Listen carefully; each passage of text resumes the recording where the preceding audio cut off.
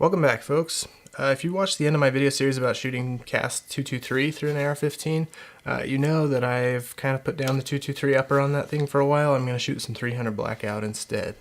So I knew I wanted to do a video series about this. I'm just getting into 300 blackout for the first time, and I just didn't really know exactly what to put in that series that was going to be new information or useful, because there's already so many videos out there about 300 blackout. So I gave it some thought, and I think I came up with something that's going to be worth watching as a video series, and especially probably for beginners to 300 blackout like myself.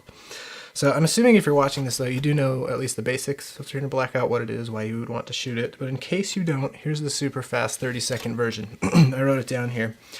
So 300 blackout is a round based on the parent case 223 Remington. It's basically shorter and necked up 223 Remington.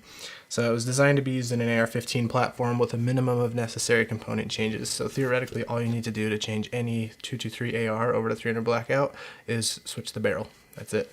All the other components like the bolt carrier group and the magazines and the lower receiver and the upper receiver and all that should be exactly the same as 223. So compared to 223, 300 blackout is fatter, larger in diameter or caliber, heavier and slower, which sounds kind of bad, but that gives you some advantages. First off, compared to 223, 300 blackout is going to smack harder and make a bigger hole up close. It also uses a faster powder, so you get a full burn in a shorter barrel, which basically means you can have a more compact and maneuverable firearm without sacrificing power.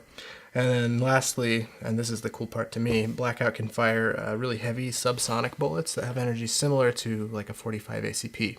So you could shoot subsonic 223 and load subsonic 223 if you wanted to, but cycling problems aside, that's going to have the energy of like 22 long rifle. Like it's going to be a really wimpy little round. It's not going to get much use for combat. Obviously, I'm not really planning on using mine for combat, but the idea that you can get really nice and quiet subsonic rounds through a suppressor without sacrificing all of your power is kind of cool to me. So now that you're an expert on 300 blackout, here's what I want to achieve with this video series. Basically, I want to make it kind of a one-stop shop for anyone who's just getting into 300 blackout, kind of like me. Especially those who want to get into cast 300 blackout, because 300 blackout really lends itself well to cast bullets. And I would like this to be where you can come and just watch this video series and you know everything you need to know to get started. Because during my research, I found that there's a ton of information all over the place. I had to dig through a ton of different sources and forums and stuff. And there's a lot of conflicting information, and it got a little bit confusing at times. So I'm hoping to make this into somewhere that you can just watch this one video series and you're confident you know what you're doing at that point. So that's going to break into a few different videos in the series. The first one I'm going to do is everything you need to know about brass. There's a lot of bad information about brass, especially forming your own brass. Working up supersonic and subsonic cast loads with info on bullet selection, powder selection, gas systems, that kind of stuff. And eventually, I want to build a Form 1 suppressor. I'm going to probably design one that's really optimized for performance on subsonic 300 blackout.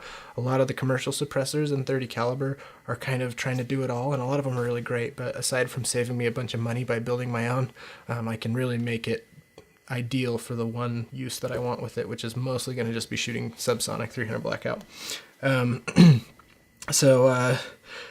going to have to be real careful on that one so that YouTube doesn't send the ATF to kill my dog. But I guess if they do, jokes on them, because I don't even have a dog. But I'm just going to have to kind of tread lightly on those videos, because I don't want to do anything that's going to be against YouTube's policy and get my video taken down. So, here is my 300 blackout rifle. This is the same lower receiver you've seen in all my 223 videos. The only thing I changed was, it's actually even the same upper receiver. I just put a new barrel on it and a new handguard, which is free-floated. So you'll notice I went with a 16-inch barrel. With 300 blackout, it's really popular to go with like 10.5, 9, 8-inch barrels even, because, like I said, you can get a full powder burn in that much barrel in most cases. And so why have the extra length? The real reason that I went with a 16-inch barrel is because I'm too cheap to build a whole nother lower receiver. This lower receiver is a rifle lower receiver, because that was the first thing I built with it, was a rifle. So legally, if I wanted to put a shorter barrel than 16 inches on it ever, I would need to either SBR it or I would need to use a completely different receiver and use a pistol. Like I couldn't have a stock on it. I'd have to have a pistol brace instead. So I'm too cheap to do that, and I'm definitely too cheap to SBR this. So 16-inch barrel. That said, there's a few advantages to having a 16-inch barrel, or at least that's what I keep telling myself.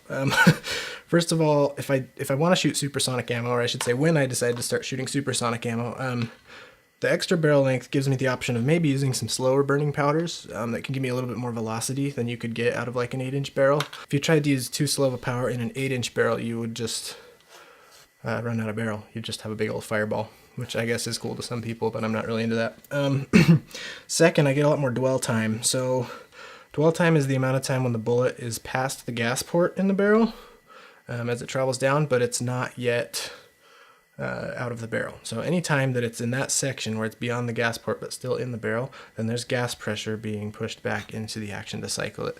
So having more of that means I can potentially use a lighter load and still get reliable cycling, which at the end of the day that makes things a little cheaper because I can use less powder and a little quieter probably, which are both things I'm all about. Finally, if I'm running a suppressor, which I hope to eventually, then having a 16-inch of barrel for gas to expand before it uncorks is gonna just make a little bit less muzzle pressure, which is a little quieter, a little easier on the suppressor parts. Not really a big deal, but I'm taking any advantage I can get here, right?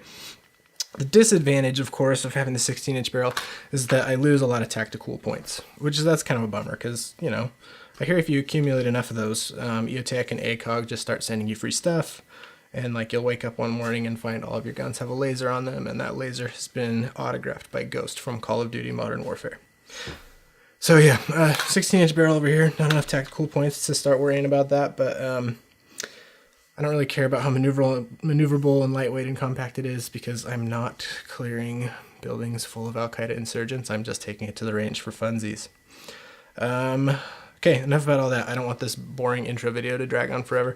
So that's what this series is going to be about. That's kind of the overview. The first question I had when I started kind of getting real serious about this was, how do I form brass out of 223 brass? So I'm going to drop that video next. We'll talk all about brass, and stay tuned. As always, if you enjoy what you're watching and you want to see more of it, just like and subscribe. That's it. You made it to the end of the video. I'm so proud of you.